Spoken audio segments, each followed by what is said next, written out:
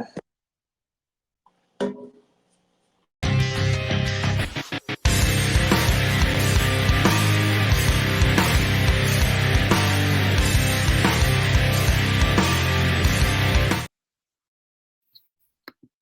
everyone, and welcome to the All Elite Zone podcast on YouTube and Twitch. We are here for a special interview, as we've mentioned over the past since we had Kevin Von Erich on. We were going to be having his two sons on, Ross and Marshall Von Erich. It's a pleasure having you guys on. We've been talking for a while about doing this, so it's great to finally see you guys. The first time I seen you guys was actually in a movie, believe it or not, Iron Claw. That was the first time I ever seen you guys. Not the real people, not the real Ross and Marshall, but it was still. It's great to have you guys on. It's like it's just me and our stuff right now. But yeah, we definitely appreciate you guys taking the time to be on. Man, thank you so much for having us. We really do appreciate it, man. It's excited to be here. Can you hear us fine? Yeah, we hear you. Okay, you perfect. Definitely. Just by watching the Iron Claw movie, I can see the accent now that you take from some of the others. That real Southern accent, I can tell. Yeah. It'll come in stronger when I'm talking crap to my brother. It gets a little stronger. I guess I'll go first. Normally, I ask the question, "How did you get into wrestling?" But I kind of know how you got into wrestling. So the question would be, when did you guys get into wrestling? What year was that? It might have been 2011. We went to Harley Race wrestling camp. 2012 was our debut, but we came in 2011. We went to the Harley Race wrestling seminar, and it was like a tournament, and whoever did well would be able to go to Japan. There's some Pro Wrestling Noah scouts there. And within the first day, one of the scouts came up to us, and he came up to me and told me I look like Fritz Von Erich, and I said, "That's my grandfather." And then I said, "I got a brother too," because I was barefoot. He was asking why I was barefoot, and so it all fell into place from there. We got invited to Japan. We went for 3 months, came home for a few days, went back for 3 months, and then we kind of just started living in Japan for a little bit. Now it's interesting because we was Kerry Von Erich who did some stuff in Japan. So that's interesting that you guys went to Japan. Yeah, the majority of the beginning of our career was mostly in Japan and at Pro Wrestling Noah. We got to train with some of the best Japanese wrestlers in the world, and it gave us a whole new respect for the business, and these guys were not only pro wrestlers, but a lot of them had Olympic backgrounds and stuff. So we were sparring every day. We barely did any pro wrestling at first, and it was just amateur wrestling, and it was cool. It was really, really cool. They beat the fundamentals into us, and if you had any pride, it was beaten out of you pretty quick, honestly.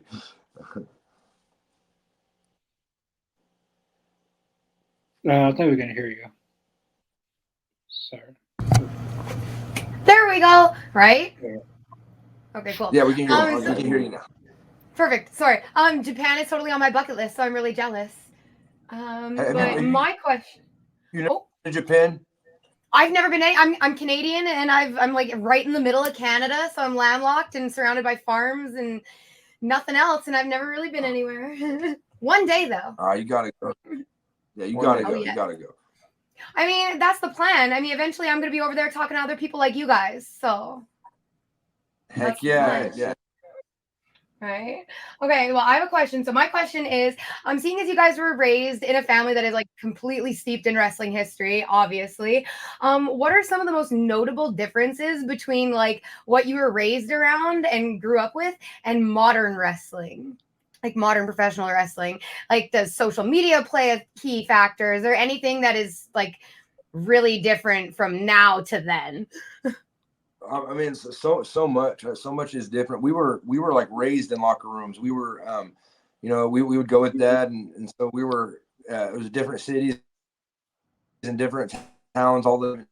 that kind of that gypsy lifestyle, what we were kind of used to. That's why we felt like we're in different. We always never went to the same school longer than 2 or 3 years, and it was always that. But as far as pro wrestling, the change wise, back then the wrestlers were they weren't really wrestling fans. They were either pro athletes or dudes getting in fights in bars or just troublemakers or whatever. They were just like these scary guys they bring in, and hey, you look scary. You should be a pro wrestler. That's where you get your Stan Hansens, your Bruiser Brodies, and these monsters.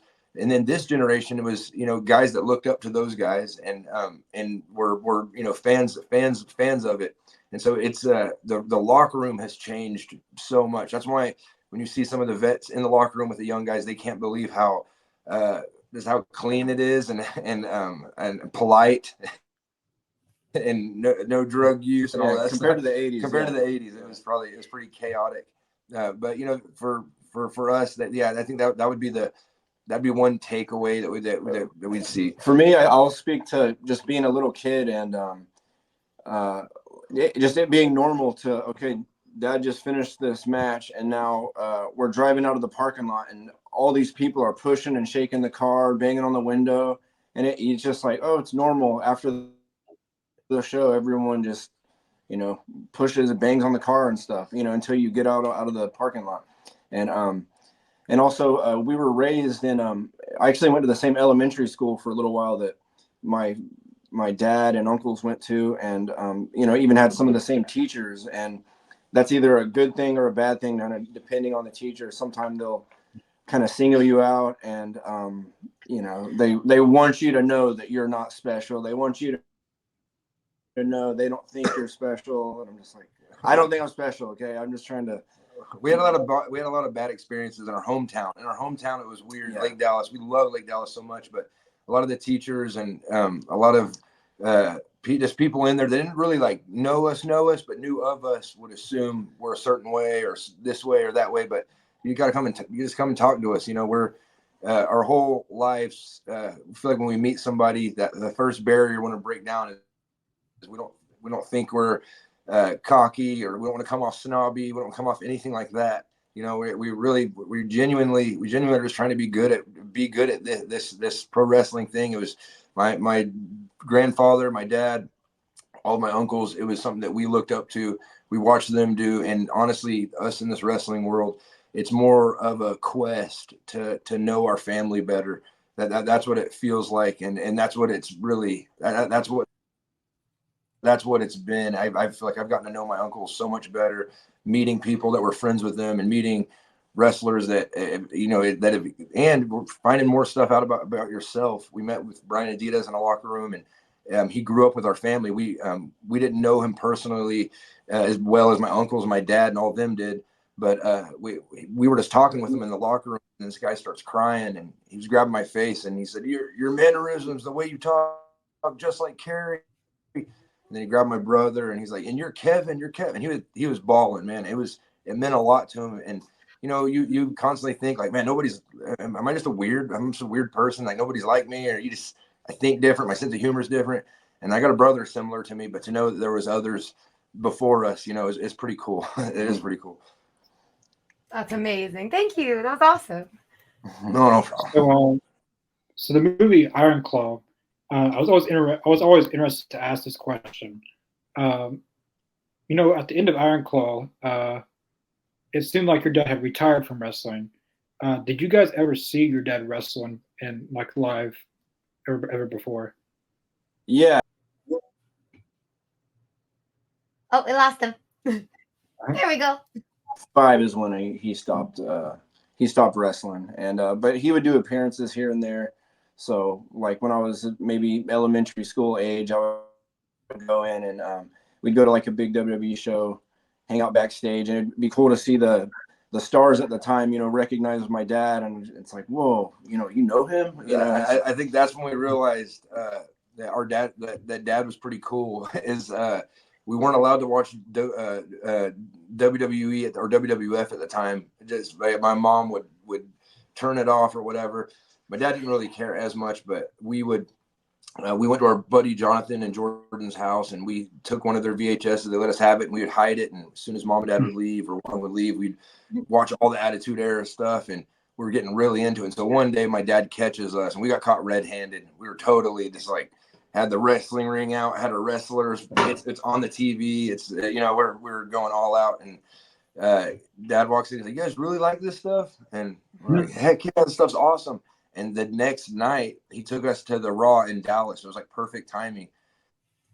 And so we went in there. We went backstage. I literally just watched Undertaker hang Bossman like the week before, and I see Undertaker and Bossman walking by, and I'm like, "What's going on? He's supposed to be dead. Dad, he's eating." Dad's like, "Don't worry about it." I was like freaking out, trying to felt like I was protecting my dad. Like, don't go up to him. Don't go up to him. These guys are unpredictable, Dad. Be careful. And then Steve Austin came with my dad and just showed so much respect and treated him like a brother, and I couldn't believe that. I was like, "No, Stone Cold Steve." He's like, I thought he's gonna nice to anybody. Yeah, I thought he was gonna go to shake my dad's hand, kick him in the stomach, give him a stunner, flip him off, and start chugging beer. That's being a kid. I had no idea what was about to happen, but it was. They showed respect, and then The Rock, and then Undertaker. Undertaker probably showed the most respect, which was crazy. Really was crazy. But I'll never forget that. And I remember that ride home. Me and my brother, we didn't even we were just staring at him. Yeah, we looked at my dad different from that day on. Yeah. Really did. Yeah, we looked at him differently from that day on. That is so cool. All right. That is awesome. I don't think he could have planned that cool. I don't think he could have planned it to come out that cool, but he went up so many points in our book after that. Yeah. It was like, okay, coolness meter now at 10. Yeah, exactly. So my next one, and I mean, okay, actually, I'm going to skip that one. So for wrestlers starting their careers in the industry, what are some tips that you could give? And that is from do you think that going around and traveling is more the key, or do you think on gimmick focus? What is your best thing to focus on when you're just starting out? We might not have the best gimmick advice because our gimmick is kind of that we don't have gimmicks in a way. I love that though. Yeah, that's our gimmick. Yeah, that is kind of our gimmick. But what I would do, because I know that being a Von Erich, we didn't earn that name; it was given to us, so it's nothing but a blessing, and we know that 100%. And so we just want to honor it as best we can. I feel like that's all we can do. But if I were a professional wrestler right now with no name, no nothing, anything, I would just try to find a wrestling school as close as I could to where I live. And then I would try to get involved for a few months. And then I'd try to go to a more reputable wrestling school, like somebody like Dustin Rhodes or the 3D Academy or something like that. That way I can show up to the wrestling school with just a little bit of a foundation instead of just going in there as a beginner. Because I think if you're a beginner, like you don't know how to bump or anything like that, it doesn't really, maybe it does matter where you go, because some schools, I'm sure there's some wild schools out there, but for the most part, most wrestling schools are safe. And just learning how to bump and all that stuff, I would get that down before you went to someone that had any pull at a bigger company that you'd want to get noticed by. That way it's not just, this is one of my beginners, instead of, you want to put your best foot forward. Yeah. We went to Harley Race's camp completely green though, without even knowing how to bump or anything, but it eventually worked out. It did work out. Well, that's phenomenal. I think we have a little technical difficulty on Connor's end at the moment. I thought he was just doing his modeling face, man. I was about to say, he looks like Richard Abercrombie. He's stuck in the pose. Yeah. Smolder. He's got a nice smolder. I'm gonna steal his question spot for a second, because this one's super quick and easy. So out of today's tag teams that we have going on in the larger promotions, who would be your dream tag team to go up, and how would you cut your promo for them? Could you give us a little sample? Is there anybody that you've thought about that you'd want to go up against right now? Definitely FTR. FTR has been something that we've had, and it's just been in conversations for a while, and we've got to meet them and stuff, because one of our dream matches was to work with the Briscoes, and we got to do that at Ric Flair's retirement show.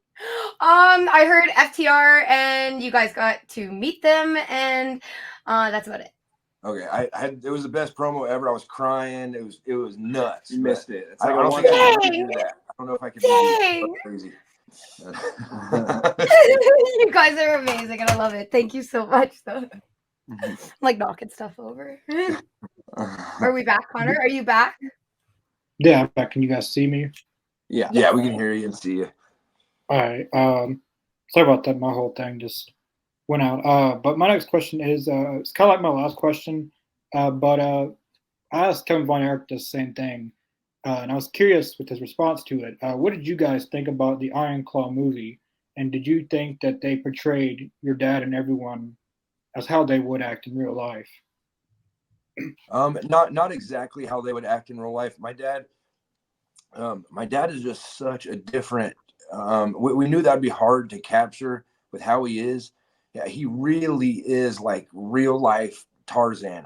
He's kind of eccentric, Yeah. you know, just a little, just like loves being barefoot, loves being in the woods. Like if there's a cool tree with cool branches, like he's gonna go up there and he's gonna be sitting in the tree or something. There's like weird stuff like that. And then like when we were kids and we were driving, we're not making this stuff up. When we'd be driving, if there was like a rattlesnake or an alligator in a pond, like he'd stop the car, get out, rip his shorts off, and he's either wearing his wrestling trunks or nothing, and he'd dive in, catch the thing, and he was just like this.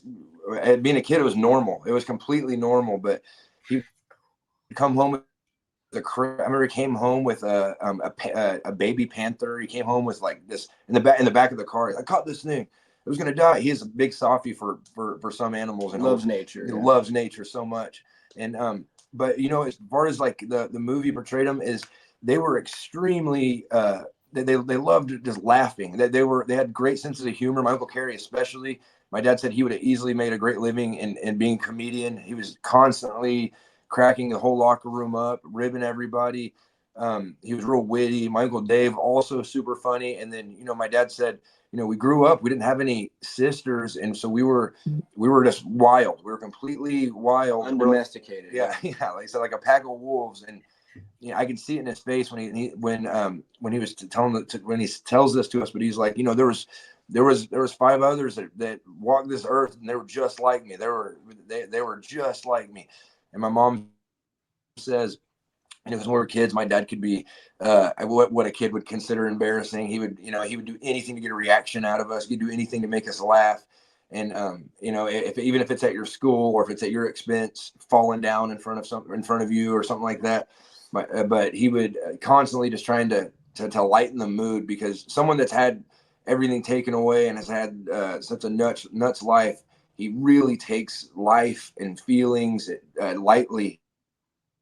In a way, like he didn't get offended at much. He'll tell you he loves you after knowing you just for a few days. He said death can do 2 things to a man. It can harden you and harden your heart and make you bitter, or it can make you compassionate towards those who suffer. And my dad can't stand watching people suffer now, because he's had everything taken away from him. And he said at one point, he's like, okay, after he lost my Uncle Kerry, he said, okay, I can never enjoy again. No matter, even if life gets good, I'll never have capacity to enjoy again. I've been broken. I've been because he said he just felt like there was something broken inside of him, especially after my Uncle Dave. They were real close. Like, cool, you know. And Zach and my dad had such a great chemistry. They hit it off, and they're planning diving trips and stuff together and stuff. So they became like close, good buds. And I was like, man, they should have talked before the thing. Because he was like, I didn't know your dad was this way. Like the movie, I think they did a good job. They did a good job for not interviewing them, for not talking to them, but I think they still did a really good job. Yeah.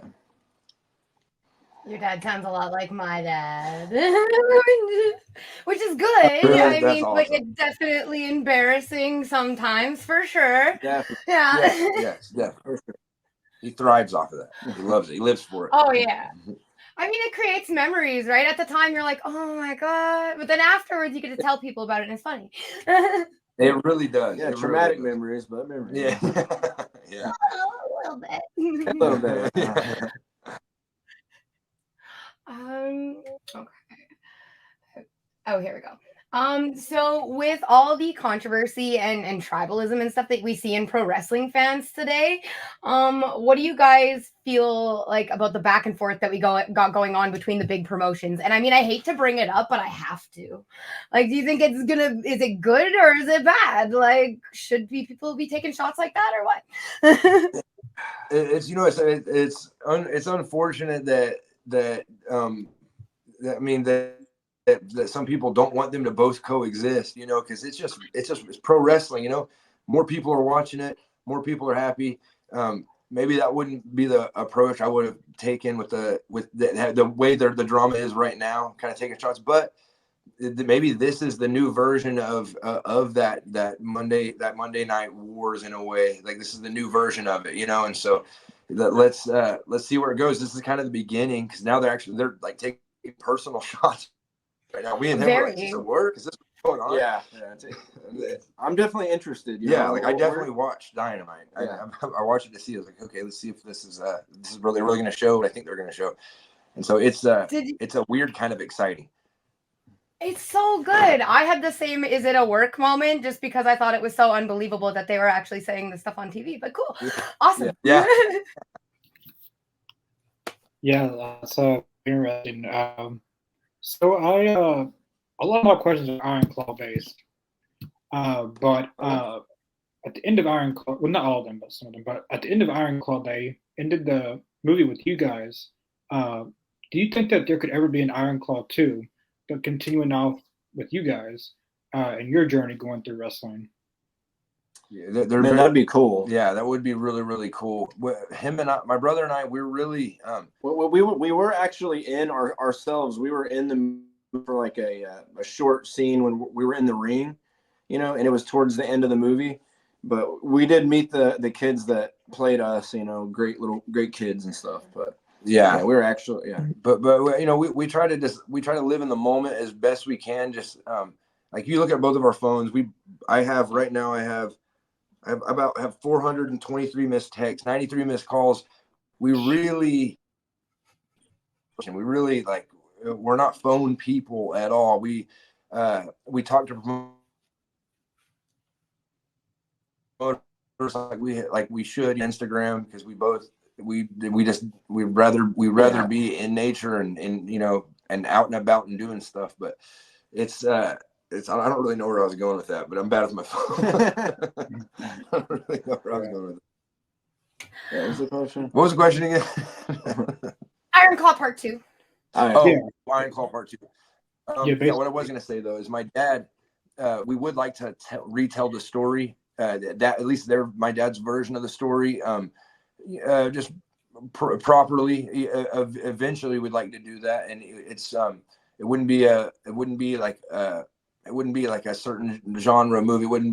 It would be a little bit of everything, and we just want to get the relationships of the brothers. We want to get that expressed a little better. Yeah, I'm almost thinking it would, or what I've heard floating around there is TV series. Yeah, TV series. Because I mean, for the short time that the Iron Claw had, I think they did a great job. But it was just so compressed. There was so much information they had to. They kind of missed like the come up. The come up was a little bit grander, and there, Texas Stadium and all that stuff. My grandpa had a crazy childhood. Also, my great grandpa would fight him in the street, like make him fight other kids in the street for money. Really weird, traumatic, crazy.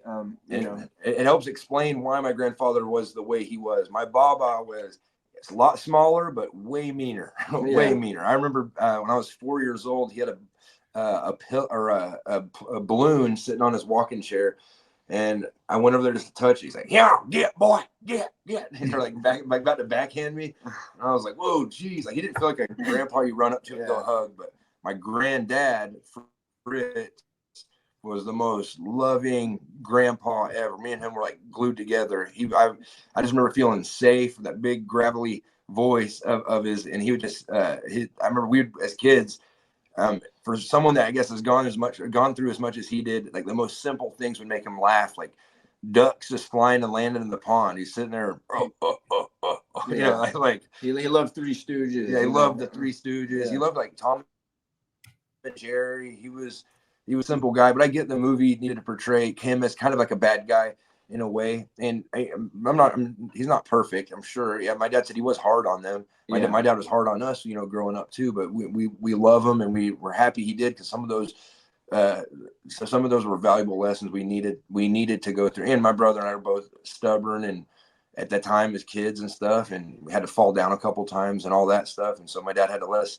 One thing I respect about my dad is he let us learn stuff. He never pushed anything too hard on us, and he wanted us to figure it out ourselves. And I'm kind of glad he did that now. Yeah, Kevin Von Erich told us a little bit about Iron Claw, and he told us like the one scene with the mom in the movie, and said that like, go talk to your brothers about it. Really, that scene, he told us that she would have never have said that. No. And a lot of things in the movie would not have happened, which I was always curious about knowing that. And it seems like certain ways the characters acted, they wouldn't act as they would be. So I could definitely see where you guys are coming from for being like, some of the characters were portrayed in a way that they were portrayed too harshly, when in reality they weren't. Actually, 100. The need for drama. Yeah. That's what basically what we figured it was, because my Uncle Kerry wasn't. Because when we met the actor Jeremy Allen White, he said it was hard for him to come out of that dark place playing my Uncle Kerry, and my dad was like, he wasn't a dark guy at all. He was like a big teddy bear. He was giggly, and he's like, he would never stop joking. He would never be serious. That was his thing. Everything was fun. It was all a joke. He would miss matches and stuff, and he'd be like, oh, no big deal. He's just carefree, like almost too much. My dad had to my dad said that when they went to Israel or Japan, if you lose your passport internationally back then, you're pretty much screwed. My Uncle Kerry just would constantly, he was really this unorganized, and he lost his passport, of course. My dad would hold on to his stuff because he would lose his stuff, and he, of course, lost his passport. My dad's waiting at the airport because they had to drive separately for some reason, and he said my Uncle Kerry shows up. They cancel the flight. My dad in Hawaii, and he found out later that the Japanese government the Israeli government canceled the flight for him. And then all these photographers and news articles came with pictures of my Uncle Kerry with my Uncle Kerry, proving it was him, so he could go home. And my dad, he told my dad, like, why'd you worry so much? See, I told you to work out. He's just so lighthearted. And my dad was like, it would drive you crazy at times, because it seemed like he would always like get out of it or get away. But what changed everything, I think, was the accident when he crashed and wrecked his foot. He had to get put on painkillers, and it really just kind of grew. It grew into that. Yeah. Do you think that nowadays, with like everything that they have set up for wrestlers in the larger promotion, that there's more protection against stuff like that, like better mental health care, better like watch when prescribing opiates and painkillers and stuff? Do you think there's stuff in place for that now? I think so, and I think there's more just knowledge and education now on the stuff. Maybe back in the 80s, it wasn't like a big thing. It might as well have been like taking an aspirin or something. It wasn't until years later until like, oh, okay, these things aren't. It's like repercussions. Yeah. Mm. I mean, they used to prescribe cigarettes for stress, so. Yeah. That's why I got an old-fashioned doctor.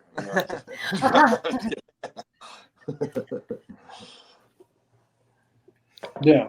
So you guys have appeared in, the first time I ever seen you guys was in MLW, Major League Wrestling. You guys have been in AEW, ROH. I feel like MLW was your guys' first run as a tag team. Maybe I'm wrong, but on a not on a big scale, but on a scale.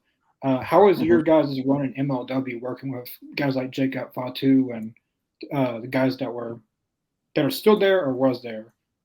Man, those guys became our brothers, man. Brian Pillman, Jacob Fatu, Alex Hammerstone, Richard Holiday, everybody up there. MJF was up there when we first got up there. And it was actually MJF and Richard Holiday we won the belts off of in Chicago. and Court Bauer, who runs MLW, we're nothing but grateful for the time that we had there. It really was. It was just perfect, and that was it was probably the funnest time in our careers, because right before that we were considering just getting into something else if wrestling was it, because we were kind of just out of Japan, and we're doing Texas stuff, and we're really sure what the next step was. We both didn't want to go to WWE at the time, and so MLW came at the perfect time, and it was great too, because in Japan we didn't do any like TV work; it's just pro wrestling, and then MLW we're doing promos and all that stuff. So it was good for us. Yeah, and it was fun. We got to I think even till this day we were the longest reigning tag champs, and it was just good exposure, I think, for us, and good experience. And man, we really can't thank Court Bauer enough. He's the owner of MLW. It was just a great experience, all the guys, and getting able to work on the East Coast for the first time in Philadelphia, New York. That's where most shows are, so it was great to get a feel for the fans down there. We're usually around in the Dallas, maybe in the southern state area.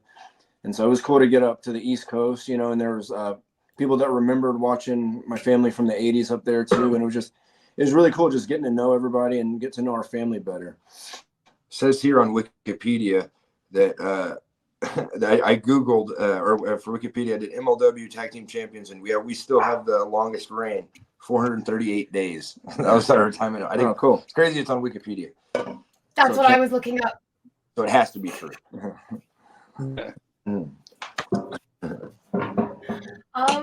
So out of all of the promotions that you guys have been on, you mentioned that MLW was kind of like your most fun and favorite that we have going on now out of the major promotion. I'm going to put ROH in there because they're my favorite. So like AEW, WWE, or ROH, where could you see your guys' future kind of going if you were to like venture out and do that now?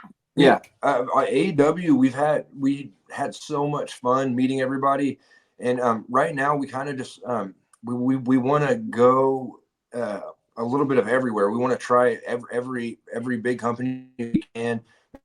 Go back to Japan. We want to we just want to we want to stay busy, and it feels good to be we're free agents. So this freedom has been nice to go wrestle for whoever we want, and then now when AEW's in Texas, they call us up anytime. We'll be ready.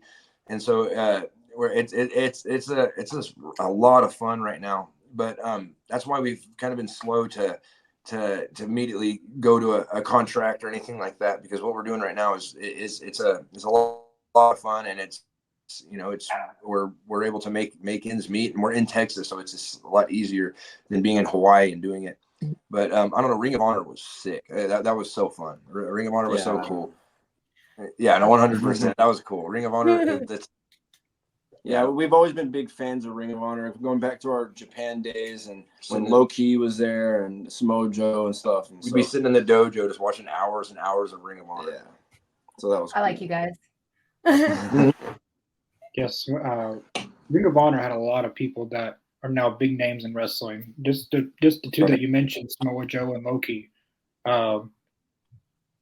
You said that you were obviously you were in AEW, ROH.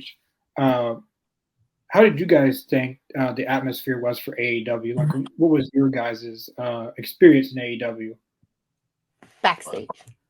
I'd say it's electric, man. It really, when we came out, we knew, because Court Bauer was a great promoter at MLW, and we always thought if we were promoted correctly in Texas, because we were doing so many indie shows all around Texas and country towns, big the city and all that for so many years, for like 7 or 8 years. We were like kind of building our own little audience, and we're like, man, when MLW took us to NITEC Center, it sold out, and then they booked it again, and it sold out while the first show was going on, and they booked it again, and it started just growing. And then COVID hit us, but we started feeling that man, I really think people know who we are in Texas. And so when it was interesting, because when we first got to AEW, we were going to come out. We figured we're going to come out, and my dad's going to come out with us, and we're all three going to have Wave and everything. But Tony wanted us to come out alone, and we got a big reaction for just us, and that meant a lot, man. It was a lot of question marks going on in my head, and I was like, all right, I don't know how I'm gonna deal with it. If they just hate me, do we just turn heel and double claw dad in front of everybody? Like, let's do that. I'm just joking. I don't think that'd be a bad look. Yeah. But AEW, the perception we got was like unbelievable, and it was a really raw moment. All three of us in the ring, and they filmed us go back to our trailer and stuff, and it was pretty heavy. It really was. Yeah, man. It was flattering, and it was an honor to, like, man, they actually know us here, you know. When and then I think it was like the next we did a show shortly thereafter, and then Tony Khan kind of surprised the crowd in San Antonio, saying, hey, we have a surprise, the Von Erichs are here. And then the reaction he got from saying that during the commercial break, it was just such a relief. I'm like, wow, this is awesome. People know who we are and stuff. And well, I was just going to go off that and say, like, we talked to Kevin Von Erich about that, and you guys were on Rampage with Orange Cassidy, and you three were going against someone, and someone pointed out in our last interview with him that if you watch the match back, can you guys hear us? Oh, I think it's cutting out. Yeah, it's cutting out right now. Can you guys hear us now? If you watch the match back. Yeah, the Rampage match that you guys were in with Orange Cassidy, if you watch it back, someone pointed out that Kevin Von Erich, he smiled through that entire thing. Like, he would not stop smiling, and I really liked that because I actually went back and watched it, and he had a full-on smile on his face, and it was really refreshing to see that because it made you want to smile. So I really liked you guys' appearance on Rampage that one time. That was very fun to watch. I agree. And on ROH. Dang, man, no, that's I'm sorry, the audio was kind of messed up. I thought I heard a little bit of it. Were you talking about when my dad came out? When he came out after us, when his music came on? Or are you talking about that part? No, when he was watching you guys wrestle, he just smiled the entire gosh darn time, and it was so infectious. Like, it made everybody else just want to smile. No, yeah, that's it was genuine. Yeah, he wasn't acting. That was all real, man. That's how my dad is. Okay, so you guys are from Texas, and you want to, like, I imagine that's where you guys are gonna stay. But hypothetically, if you could live anywhere else in the entire world, where would it be? And would it be wrestling related, or just like would you want to go there for wrestling, or would it just be because it's beautiful and awesome? Okay, let's see if we have real brother connection. Because I don't know what I'm gonna say. So on three. Now I'm curious. Okay. 1, 2, 3. Israel. Okay. Would you go? Yeah. It was the funnest. It was the funnest place that we've ever. One of the funnest places we ever wrestled, and it was the coolest place to go to, because to think wrestling brought us there was pretty unbelievable. And you know, we went like to the Dead Sea, and that was there's like camels and stuff, and like, whoa, we're about to like work out here. It's we're the weirdest thing. In the middle, and then we went to actually Jerusalem, like the city, and these little kids had watched our match before, and little Arab kids and little Jewish kids were running up to us, and we were flexing and throwing them in the air and tickling them. It was like so fun. It really was so cool. And that was honestly, I being so far away from home, I've never felt so at home being so far away. It was pretty unbelievable. That is so cool. Awesome. Thank you. No problem. I don't know. That's I don't think we've ever been asked that question before. Your dad, I'm always curious.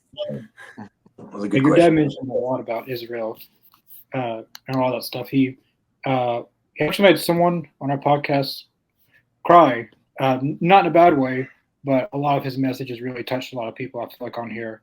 But I want to go to some comments. Jesse has a really good one, too. What do you guys think about the Iron Claw movie? Is it that one you're referring to? Oh, I like the Cody and Dustin. Oh, yeah, you comment. I was going to say this, but I can see you guys are Cody and Dustin Rhodes. That would be a dream match. That almost Cody left. I thought it was because We and then Dustin posted, I want to, something about the Von Erich boys in Texas, and me and my brother were like, yes, where do I sign? Heck yeah, let's do it. And then Cody had messaged us like, he said, hey, I want you to give me a call, and I didn't have his number or anything, but I just got a text, a random number, said, this is Cody Rhodes. We should connect and do a call sometime.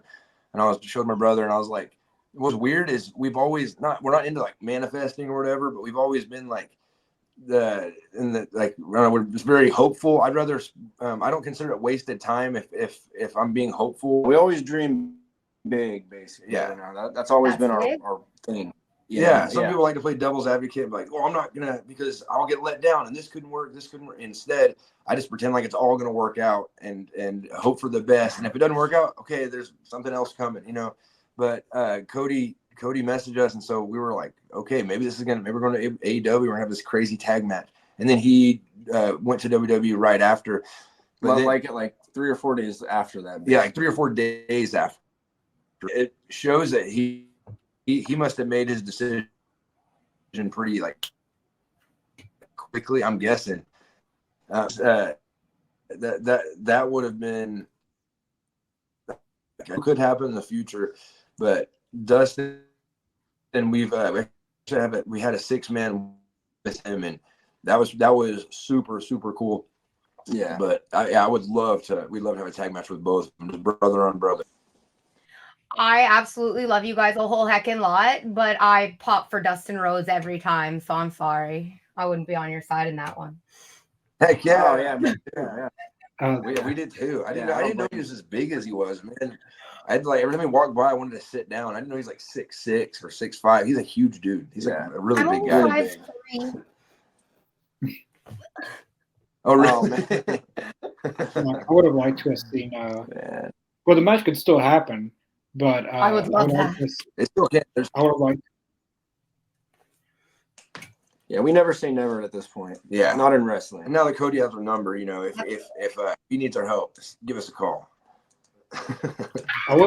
Like the match could still happen, but the dream match that I would have had can't happen, unfortunately. But Cody and Dustin Rhodes with their manager Dusty Rhodes versus the Von Erichs with your guys' manager Kerry Von Erich.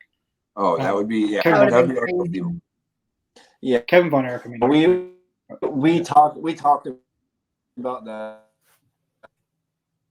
There was, and so he knew how many times our dads faced each other back in the 80s, and that was his suggestion too. He's like, how cool would it be if you know, me and my brother and you got versus you guys, and then managed by our dads. Yeah. That would be crazy. Yeah. Gotta blow my mind. I believe Dustin Rhodes is training 2 of his nephews or cousins, or maybe. I saw that. Yeah. So Dustin is I wish he were more not worshipped, but more appreciated because he brings so much to the wrestling world, but he does it quietly, which is way more badass. He doesn't